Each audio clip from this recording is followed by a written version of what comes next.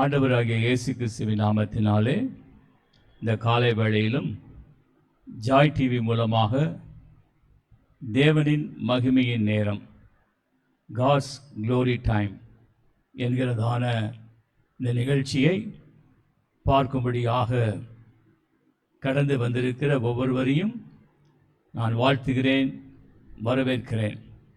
நான் pastor Gunasekaran, ஷெகினா glory தீர்க்கதரிசன சபை, Shekinah glory prophetic church, Velachery, Chennai, புதிய 10, மர்ஃபதாஸ் ரோட், டாக்டர் சீதாபதி நகர், வேளச்சேரி, சென்னை 42 என்ற இடத்திலே பல வருடங்களாக ஆண்டவருடைய ஊழியத்தை செய்து வருகிறோம்.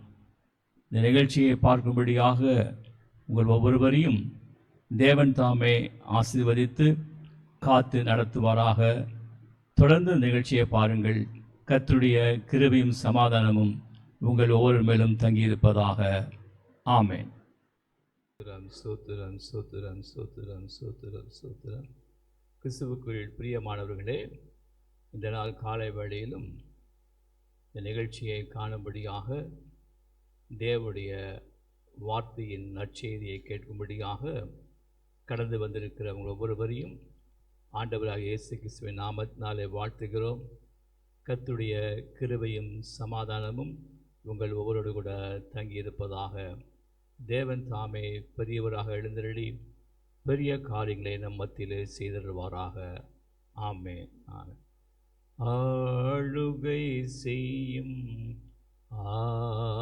ஆவியானவரே, பலியாய் தந்தேன் பரிசுத்தமானவரே.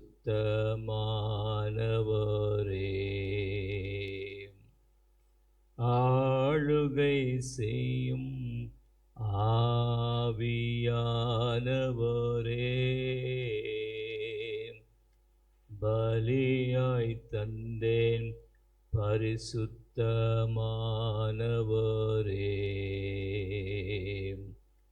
ஆவியானவரே, என் ஆற்றல் ஆனவரே,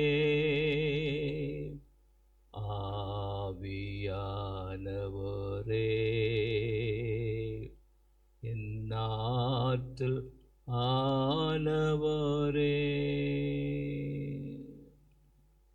ಬರೆಸಿಗರ ಬಹಾಂತರು ಸಂತನ ಮೊಹಂತರದ ನಬಹು ಬಲೇಶಿಗಳಿ ಬರಹಾಂತರ ಸಂತನರು ಹಂತರುದು ನಮಹಂತರದ ನಹಂತರದ. இருப்பதும் நிர்மூலமாகாமல் இருப்பதும் தேவனுடைய சுத்தமான கிருபை, தேவனுடைய சுத்தமான கிருபை. இந்த நாளிலே அவராலேயே நீ பிழைத்து இந்த நாளிலே ஜீவனோடு கூட நீ காணப்படுகிறாய். இந்த வருஷத்தின் இறுதி நாட்களுக்குள்ளாக உன்னை கொண்டு வந்து சேர்த்திருக்கிறதான ஆண்டவராகிய இயேசு கிறிஸ்துவின் நாமத்திற்கு நீ நன்றியுள்ள ஒரு மகனாக, நன்றியுள்ள மகளாக நீ காணப்படு. அவரையே நீ தொழுதுகொள், அவரையே நீ சாஷ்டாங்கம் பண்ணிதுகொள். அப்பொழுது நிச்சயமாகவே தேவனுடைய கிருபை உன்னை சூழ்ந்து கொள்ளும் என்று சொல்லி கர்த்தருடைய ஆவியானவர் உனக்கு சொல்லுகிறார். ஆமென். ஆமென். கிறிஸ்துவுக்குள் பிரியமானவர்களே, இந்த நாளிலும் நாம் டிசம்பர் மாதத்துக்குள்ளாக கடந்து வந்திருக்கிறோம். 2025 வருஷம் டிசம்பர் மாதத்திற்குள்ளாக கடந்து வந்திருக்கிறோம். இந்த மாதம் பூமி எங்கிலும் உள்ள எல்லா ஜனங்களாலும், எல்லா நாட்டு இன மக்கள், எல்லா பாஷைக்காரர்கள், எந்த விதமான பாகுபாடும் இல்லாமல் எல்லாராலும் கொண்டாடப்படுகிறதான ஒரு கிறிஸ்மஸ் மாதமாக பூமி எங்கிலும் காணுகிறதை நாம் இந்த நாட்களே அறிந்து கொள்ள முடிகிறது. இந்த நாளிலும் நாம் ஆண்டவராக இயேசு கிறிஸ்து இந்த பூமியில் வந்து மனுஷகுமாரனாக, தேவகுமாரனாக பிறந்ததுடைய நோக்கம், the purpose of Jesus Christ who was born into this world 2000 years back. அதை குறித்து தான் இந்த நாள் காலை வேளையில் நாம் வேத வசனத்தின் அடிப்படையிலே கற்றுக்கொள்ளப் போகிறோம், அறிந்து கொள்ளப் போகிறோம், புரிந்து கொள்ளப் போகிறோம். லூக்கா எழுதின சுவிசேஷம் 2ஆம் அதிகாரம் 10வது வசனம். லூக்கா எழுதின சுவிசேஷம் 2ஆம் அதிகாரம் 10வது வசனம். தேவதூதன் அவர்களை நோக்கி, பயப்படாதிருங்கள், இதோ எல்லா ஜனத்திற்கும் மிகுந்த சந்தோஷத்தை உண்டாக்கும் நற்செய்தியை உங்களுக்கு அறிவிக்கிறேன். இன்று கர்த்தராகிய கிறிஸ்து எனும் இரட்சகர் உங்களுக்கு தாவீதின் ஊரிலே பிறந்திருக்கிறார். ஆமென், அல்லேலூயா. கிறிஸ்துவுக்குள் பிரியமானவர்களே, இந்த காலை வேளையில் நீங்கள் எந்த இடத்திலிருந்து நிகழ்ச்சியை பார்த்து கொண்டிருந்தாலும், ஒருவேளை நீங்கள் ஒரு பய உணர்வோடு கூட நிகழ்ச்சியை பார்த்து கொண்டிருக்கலாம். பயம் மிகுந்த வேதனை உள்ளது. ஒரு பயம் ஒரு மனிதனை ஒடுக்கி போட்டுவிடும். ஒரு பயம் ஒரு மனிதனை செயலற்ற ஒரு மனிதனாக மாற்றிவிடும். பயம் ஒரு மனிதனுடைய வாழ்க்கையில் எதையும் சரியாக சிந்திக்க முடியாதபடிக்கு, செயல்படுத்த முடியாதபடிக்கு அவனை ஒடுக்கி போட்டுவிடும். ஆகவே இந்த நாளிலே ஆண்டவராகிய தேவன் உங்களுக்கு சொல்லுகிற நற்செய்தி, இந்த வசனத்தின் அடிப்படையை பார்க்கும் பொழுது முதலாவது அவர் சொல்லுகிற நற்செய்தி, பயப்படாது இருங்கள்.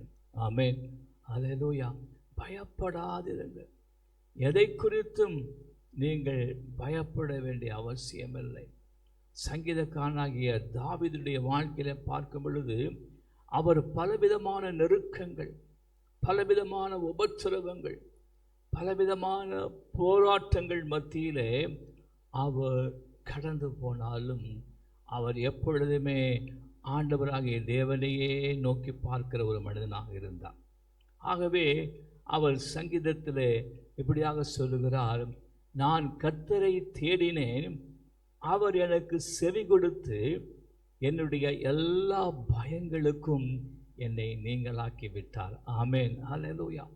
நான் கர்த்தரை தேடினேன், அவர் எனக்கு செவி கொடுத்து என்னுடைய எல்லா பயங்களுக்கும் என்னை நீங்களாக்கி விட்டார் என்று சொல்லி அவர் அறிக்கை செய்து பேசுகிறதை பார்க்கிறோம்.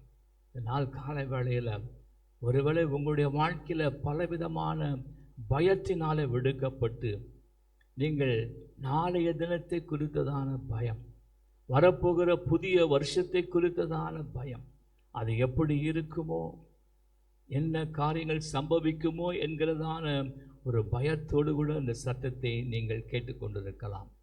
ஆண்டவராக இயேசு கிறிஸ்து உங்களுக்கு சொல்லுகிற நற்செய்தி, பயப்படாதிருங்கள். ஏனென்றால் இன்றைக்கு என்று சொல்லி அந்த வசனத்தில் வாசிக்கிறோம், இதோ எல்லா ஜனத்திற்கும் மிகுந்த சந்தோஷத்தை உண்டாக்குற நற்செய்தியை உங்களுக்கு அறிவிக்கிறேன். இன்றைக்கு கர்த்தராகிய கிறிஸ்து என்னும் இரட்சகர் உங்களுக்கு தாவீதின் ஊரிலே பிறந்திருக்கிறார். ஆகவே பயத்திற்கு நேர் எதிர்மறையான காரியம் தைரியம், மகிழ்ச்சி, சந்தோஷம், களிப்பு.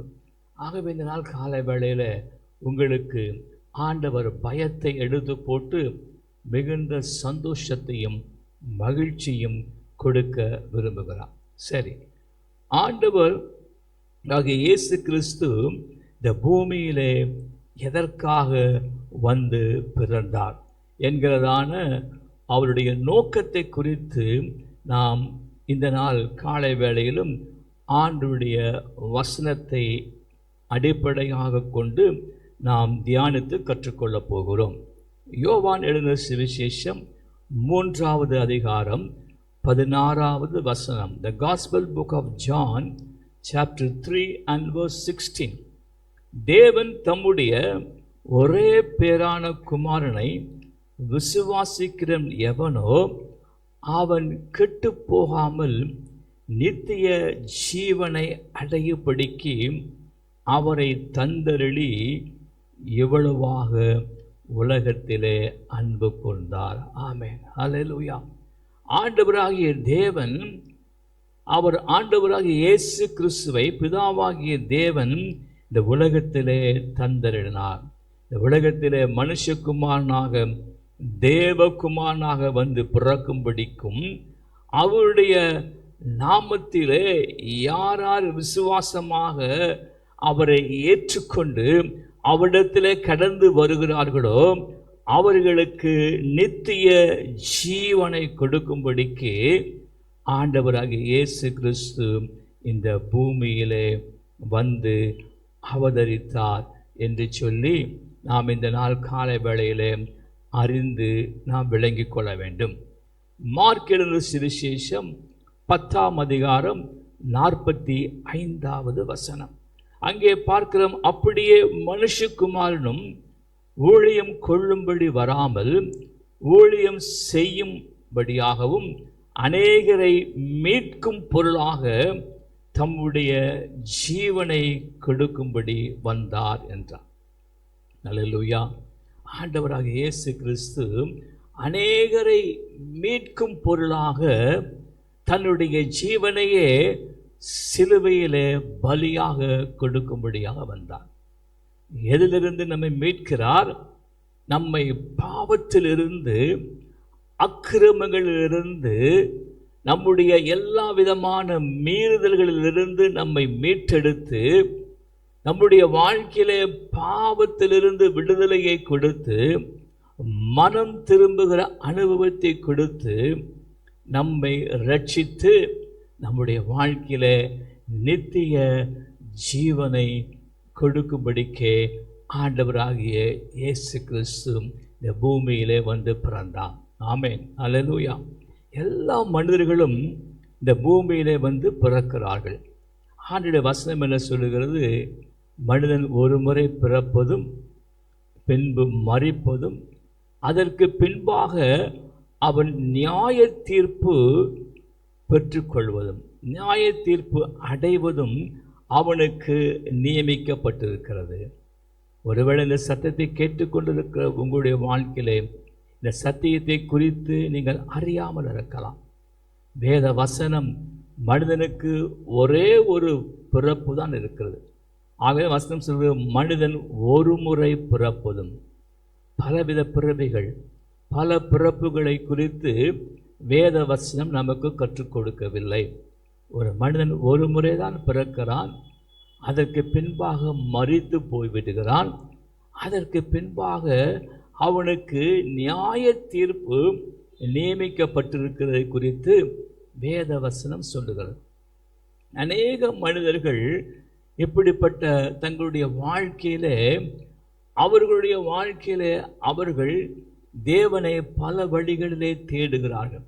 பல காரியங்களை அறிந்து கொள்ளும்படியாக அவர்கள் பல முயற்சிகளை அவர்கள் செய்கிறார்கள்.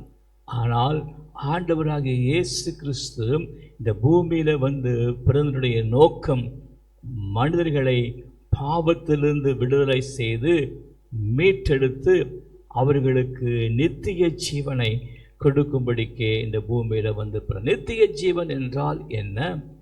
மனிதனுடைய வாழ்க்கையிலே மரித்ததற்கு பின்பாக நமக்கு நியாய தீர்ப்பு என்று சொல்லி நியமிக்கப்பட்டு வந்திருக்கிறது. ஒரு மனிதன் அவன் தன்னுடைய வாழ்க்கையிலே அவன் பாவத்திலே வாழ்ந்து பாவியாகவே வாழ்ந்து பாவத்திலேயே மரித்து போகும் பொழுது அவனுக்கு இயேசு கிறிஸ்துவை குறித்து அறிந்து கொள்ளுகிற பல வாய்ப்புகள் கொடுக்கப்பட்டும் அவன் ஆண்டவராக இயேசு கிறிஸ்துவை அறியாத ஒரு மனிதனாக இந்த உலகத்தை விட்டு கடந்து போவானானால் அவனுடைய வாழ்க்கையில் அவனுக்கு நியாய தீர்ப்பு காத்திருக்கிறது. புதிய ஏற்பாட்டிலே நாம் வாசிக்கும் பொழுது 2 மனிதர்களை குறித்து நாம் பார்க்கிறோம். அங்கே ஒரு மனிதன் மிகுந்த பெரிய ஆஸ்திகளை உடையதான, சொத்துக்களை உடையதான ஐஸ்வர்யவான். ஐஸ்வர்யவான் என்றால் செல்வந்தன், பெரிய பணக்காரன், அநேக ஆஸ்திகளையும் சொத்துக்களையும் எல்லாவற்றையும் உடையதான ஒரு மனிதன். 2வது நபர் லாசரு என்கிறதான மற்றும் ஒரு மனிதன். அவன் மிகுந்த ஏழையானவன். அவனுடைய வாழ்க்கையில் சரியாக சாப்பிடுவதற்கு கூட அவனுடைய வாழ்க்கையில் வழியில்லாமல் இருந்தது. அவன் ஒவ்வொரு நாளும் இப்படியாக அங்கே அந்த செல்வந்தனுடைய வீட்டின் வெளியருகே நின்று அவன் யாசகம் கேட்கிறதான, உதவி கேட்கிறதான ஒரு மனிதனாக அவன் காணப்பட்டான். ஆனாலும் அவன் தேவன் பேரிலே நம்பிக்கை உடைய ஒரு மனிதனாக, விசுவாசம் உள்ள மனிதனாக இருந்தான்.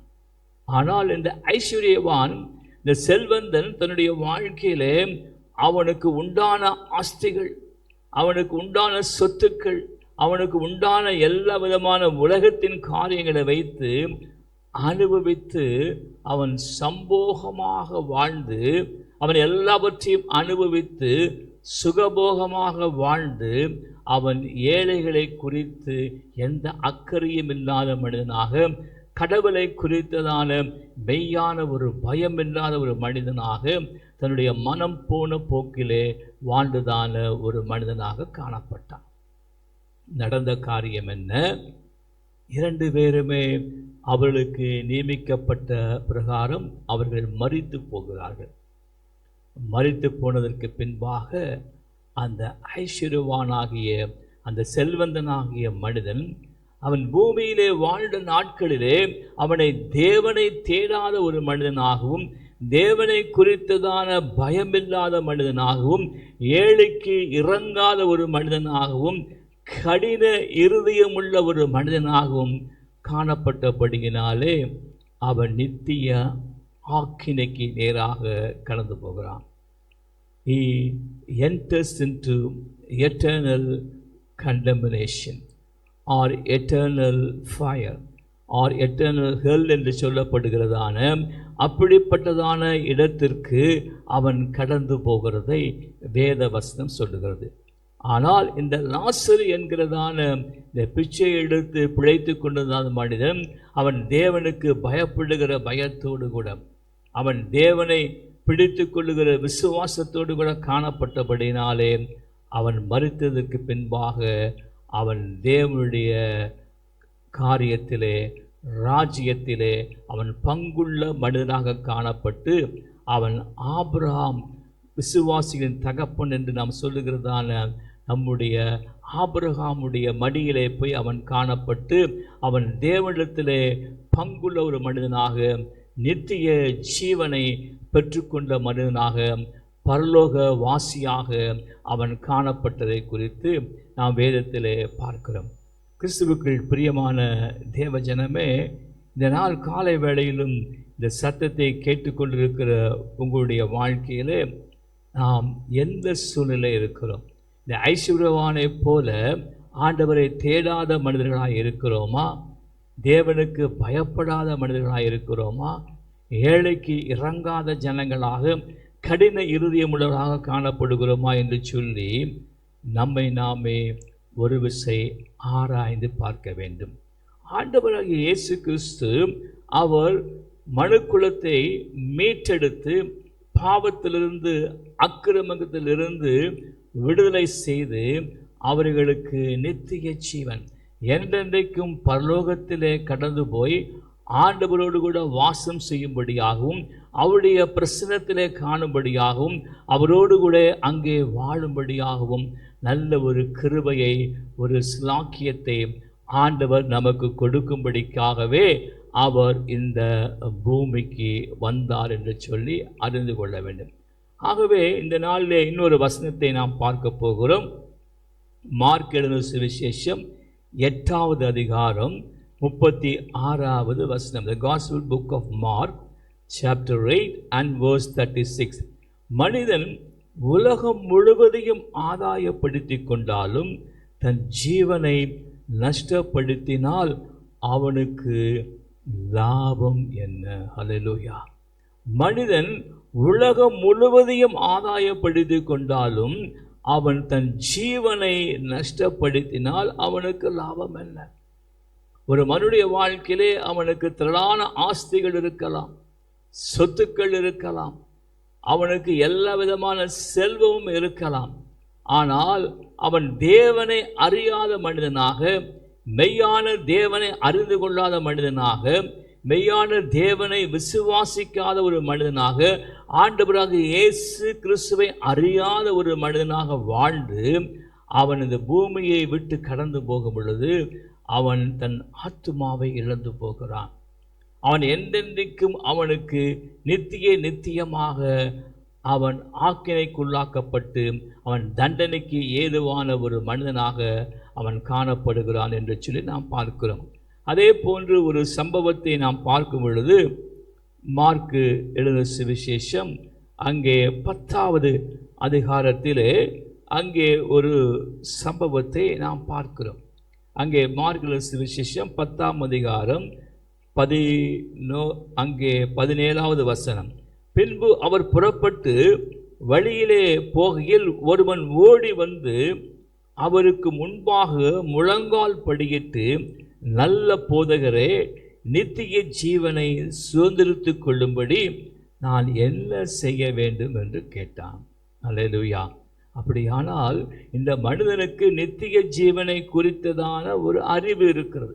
நித்திய ஜீவன் என்கிற காரியத்தை குறித்து அறிந்து வைத்திருக்கிறான்.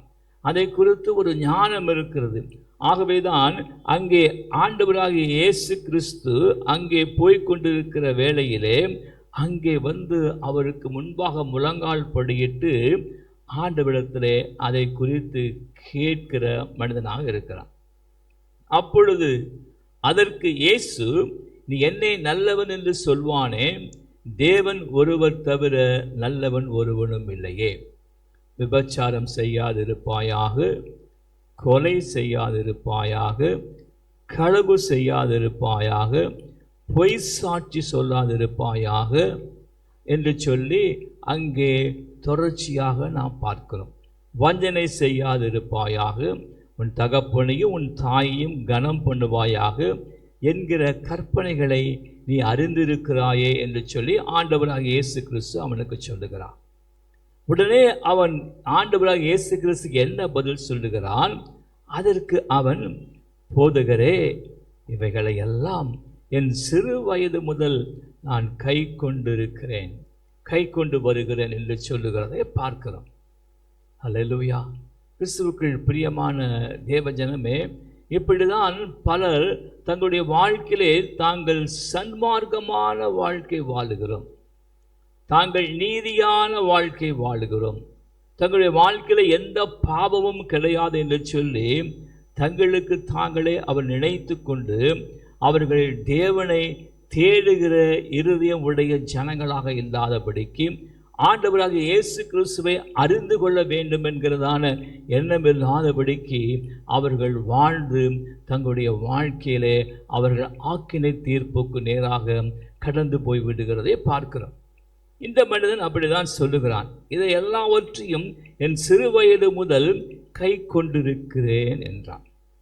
உடனே அங்கே என்ன சம்பவிக்கிறது? 21ஆம் வசனத்திலே இயேசு அவனை பார்த்து அவனிடத்திலே அன்பு கூர்ந்து, அல்லேலூயா, ஆண்டவராக இயேசு கிறிஸ்து எல்லாரிடத்திலும் அன்பு கூறுகிறார். அவர் பூமியிலே வாழ்ந்த நாட்களிலே நாம் வேதத்திலே வாசித்து பார்ப்போமானால் அவர் திரளான ஜனங்களை பார்த்த பொழுது மனதுருகி அவர்களை தொட்டு சுகமாக்கினார் என்று சொல்லி பார்க்கிறோம். இந்த இடத்திலும் ஆண்டவராக இயேசு கிறிஸ்து அவன் மேலே அன்பு கூறுகிறார். எதற்காக அன்பு கூறுகிறார்? அவன் தேவனிடத்தில் வந்து கேட்ட கேள்வி என்ன? நித்திய ஜீவனை சுதந்திரித்துக் கொள்ளும்படி நான் என்ன செய்ய வேண்டும் என்று சொல்லி கேட்கிறான். ஆகவே ஆண்டவராக இயேசு கிறிஸ்து இந்த மனிதனும் நித்திய ஜீவனை சுதந்திரித்துக் கொள்ள வேண்டும், இவனும் நித்திய ஜீவனுக்கு பங்குள்ள ஒரு மனிதனாக மாற வேண்டும் என்று சொல்லி சிந்தனை உடையவராக அவன் மேலே அன்பு கூர்ந்து அவனுக்கு சொல்ல வேண்டிய அறிவுரையை, அவனுக்கு சொல்ல வேண்டிய உபதேசத்தை அங்கே சொல்லுகிறதை பார்க்கிறோம். கிறிஸ்துவுக்குள் பிரியமான தேவ ஜனமே, இந்த காலை வேளையிலும் ஆண்டவராக இயேசு கிறிஸ்து உங்கள் மேலே அன்பு கூறுகிறார். அவருடைய அன்பு பெரியது, அவருடைய சிலுவையின் அன்பு பெரியது. அவருடைய அன்புக்கு நிகர் ஒன்றுமே கிடையாது. அவருடைய அன்புக்கு நிகராக எந்த மனிதனுடைய அன்பையோ எந்த விதமான வேறு உறவினருடைய அன்பையோ எதையுமே நாம் கொண்டு வரவே முடியாது. ஆண்டவராக இயேசு கிறிஸ்துவின் அன்பு தெய்வீகமான அன்பு, அது என்றென்றைக்கும் நம்முடைய வாழ்க்கையிலே நிலைத்திருக்கக்கூடியதான அன்பு.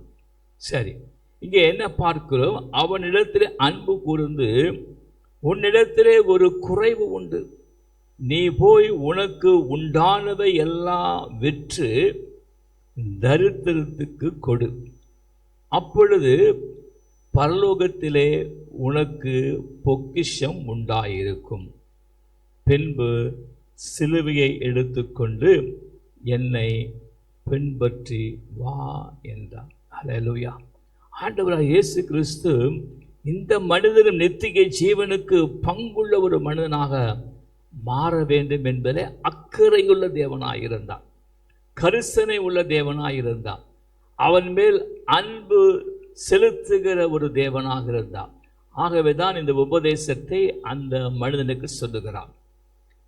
ஏனென்றால் அவன் ஒரு திரளான ஆஸ்திகளை தனக்கென்று சேர்த்து சேர்த்து சேர்த்து சேர்த்து வைத்து வாழுகின்ற மனிதனாக இருக்கிறதை இந்த வசனத்திலே பார்க்கிறோம். அங்கே என்ன நடக்கிறது?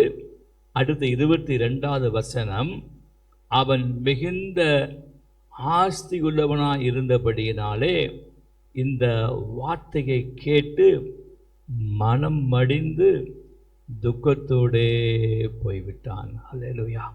அவன் இயேசு கிறிஸ்துவை சந்திக்க வரும் பொழுது மிக உற்சாகமாக வருகிறான், மன மகிழ்ச்சியோடு கூட வேகமாக கடந்து வருகிறான்.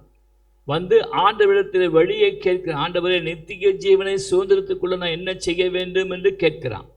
ஆனால் ஆண்டவர் சரியான வழியை அவனுக்கு காண்பித்து அவனுக்கு உபதேசித்த பொழுது அவன் திரளான ஆஸ்திகளை உடைய மனிதனாயிருந்தபடியினாலே அவனுடைய இருதயம் முழுவதும் அங்கே இருக்கிறது. ஆண்டுடைய வேத வசனம் சொல்வது, உங்கள் பொக்கிஷம் எங்கேயோ அங்கேயே உங்கள் இருதயம் இருக்கும். அப்படிப்பட்ட இருதயம் உடைய மனிதனாக இருந்தபடியினாலே தன்னுடைய ஆஸ்தியை ஏழைகளுக்கு கொடுக்க விரும்பாதபடியினாலே ஆஸ்தியில் எல்லாவற்றையும் அவனே வைத்து அனுபவித்து அனுபவித்து தன்னுடைய வாழ்க்கையை வாழ விரும்பினபடியினாலே அவன் மனம் மடிந்து துக்கத்தோடு கூட அந்த இடத்தை விட்டு கடந்து போனது மாத்திரமல்ல, அவனுக்கு கொடுக்கப்பட்டதான அற்புதமான ஒரு வாய்ப்பு, நித்திய ஜீவனை பெற்றுக்கொள்ளும்படியாகவும் நித்திய ஜீவனுக்கு பங்குள்ள ஒரு மனிதனாகவும் அவன் காணப்படத்தக்கதான அருமையான ஒரு வாய்ப்பு அவனுக்கு கொடுக்கப்பட்டது. இந்த வாய்ப்பை அவன் இழந்து போய்விட்டான். கிறிஸ்துவுக்குள் பிரியமான தேவ ஜனமே, ஆண்டவராக இயேசு கிறிஸ்து இந்த பூமியிலே வந்து பிறந்ததுடைய நோக்கம் நம்முடைய வாழ்க்கையில், ஒவ்வொரு வாழ்க்கையிலும் நம்முடைய பாவங்களை மன்னித்து அவற்றிலிருந்து விடுதலையை கொடுத்து நம்மை மீட்டெடுத்து நித்திய ஜீவனுக்கு பங்குள்ளவர்களாக, ஆண்டவருடைய ராஜ்யத்திலே பங்குள்ளவர்களாக நம்மை மாற்றும்படிக்கே அவரது பூமியில் வந்து மனுஷகுமாராக தேவகுமாராக வந்து அவதரித்தார். ஒருவேளை சத்தத்தை கேட்டுக்கொண்டிருக்க உங்களுடைய வாழ்க்கையிலும் இதை குறித்து நிச்சயம் இல்லாதபடிக்கு நீங்கள் சத்தத்தை கேட்டுக்கொண்டிருக்கலாம்.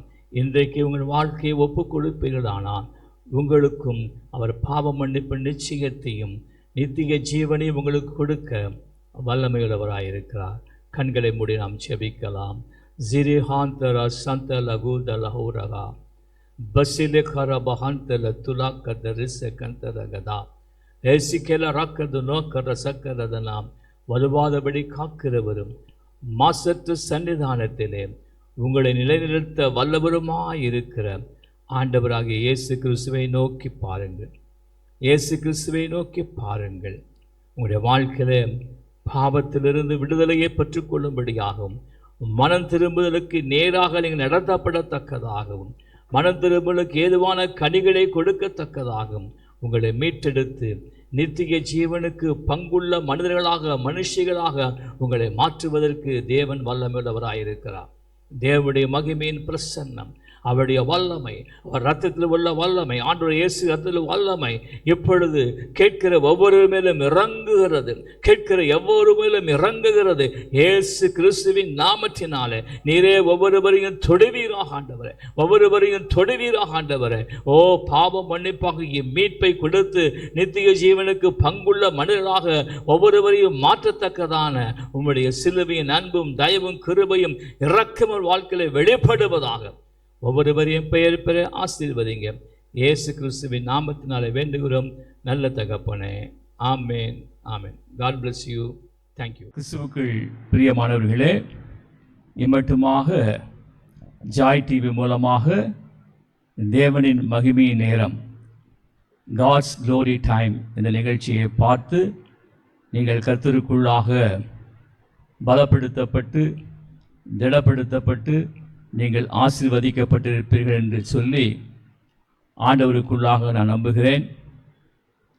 நாங்கள் ஷெகினா குளோரி தீர்க்கதரிசன சபை, ஷெகினா குளோரி ப்ராஃபட்டிக் சர்ச், புதிய எண் 10, மர்ஃபிதாஸ் ரோட், டாக்டர் சீதாபதி நகர், வேளச்சேரி, சென்னை 42 என்ற இடத்திலே நாங்கள் பல வருடங்களாக ஆண்டவருடைய ஊழியத்தை செய்து வருகிறோம். எங்களுடைய சபையினுடைய ஆராதனை ஒழுங்குகள் ஞாயிற்றுக்கிழமை தமிழ் ஆராதனை 9:30 மணிக்கும், ஆங்கில ஆராதனை 12:30 மணிக்கும், ஒவ்வொரு மாதமும் 2வது மற்றும் 4வது சனிக்கிழமை அன்று காலை 11 மணி அளவில் சுகமளிக்கும் விடுதலையின் ஆசீர்வாத கூட்டம் நடைபெற்று வருகிறது. நீங்களும் வந்து கலந்து கொண்டு ஆண்டவர் தருகிற ஆசீர்வாதங்களையும் சுகத்தையும் விடுதலையும் பெற்றுக்கொண்டு நீங்கள் தேவனுடைய நாமத்தை மகிமைப்படுத்தும்படியாக உங்களை நாங்கள் அன்போடு கூட வரவேற்கிறோம், அழைக்கின்றோம். ஆமென்.